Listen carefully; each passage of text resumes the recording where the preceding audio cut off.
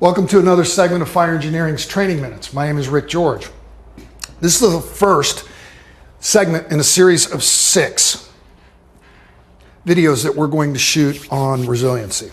So I'm pausing a little bit because it's a subject that a lot of people talk about, but they really don't know in great depth and great detail. So what we're going to be talking about specifically right now is hypervigilance.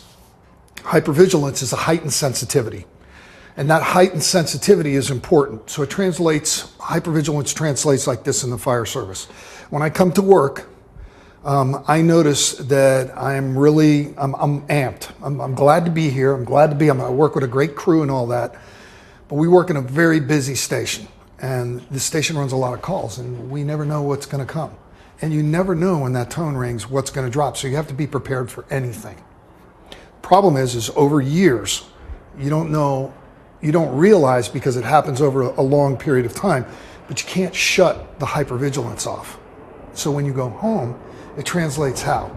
Exhaustion, anxiety, anger, fighting, quarreling with your spouse, with your kids. It gets ugly. And that's just the voice of experience for me. I was diagnosed with PTSD 10 years ago, and that's why I know a lot about this stuff. It's why it's so near and dear to me. Back to the hypervigilance. There's a couple of things that you have to be aware of with hypervigilance. It goes through the bargaining phase and the denial phase and then the deflection phase. So the bargaining phase is that you will make bargains with yourself if you know there's a training coming up that you don't want. You bargain. What does that sound like? It sounds like, you know what, I'm not going into work today. I'm going to call in sick. I don't feel too good. I'll make it up the next time, you know. The denial phase is you start blaming people.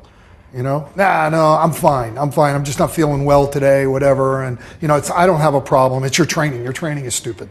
You know, and then the deflection is that you blame everything and everybody else except for yourself, and you have an excuse for everything from equipment failure, mask failure, all kinds of other things. We know what the excuses sound like, but we don't know what the coping techniques look like.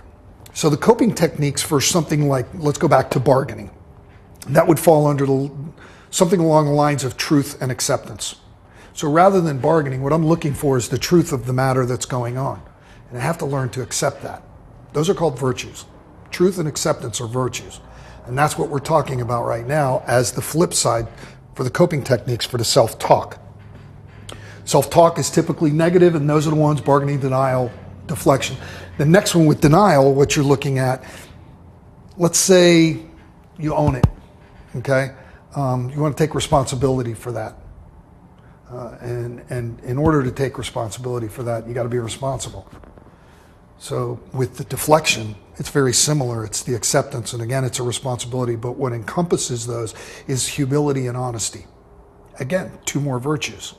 The reason that these virtues are so important is because that's what character is made up of. And leaders have to have high moral character. Moral character means that they do the right thing for the sake of doing the right thing. So that's a self-check. We got the self-talk, and we got the coping techniques over here. The next phase that you're going to go into with some of this stuff is, okay, how do we cope? How do we manage it? It's very simple. In this series of videos, what we're going to go over breathing. And what we cover in breathing will be a couple of breathing techniques. Nothing complicated. This ain't rocket science, okay? It's a couple of moving parts, but it's very simple to learn. You'll recognize that in one of the upcoming videos. The next one is mental rehearsal. And right after mental rehearsal, to join this one is meditation. But with mental rehearsal, it's very specific.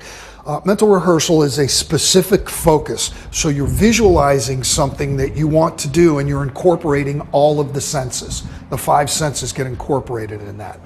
The difference between that and meditation is very simple. You're using your breath to quiet your mind.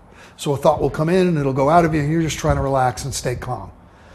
Whereas mental rehearsal, you're taking a perceived weakness to develop it into a strength. And encompassing those things, what happens is you have this effect, it's called neurogenesis, and it's the reproduction of neurons that get burned up when your mind is constantly hypervigilant, or your post-traumatic stress kicks up and you're into high gear. There's a lot of other things, but this is just the tip of the iceberg.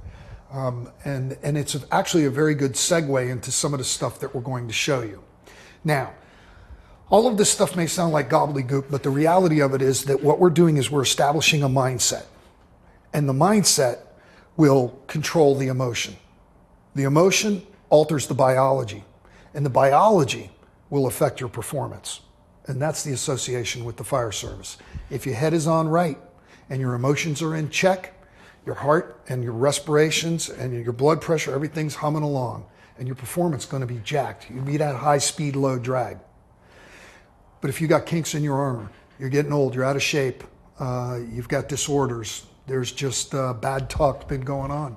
You've had that little mouse running around in that wheel because tragedy builds over years. These kind of things happen, man.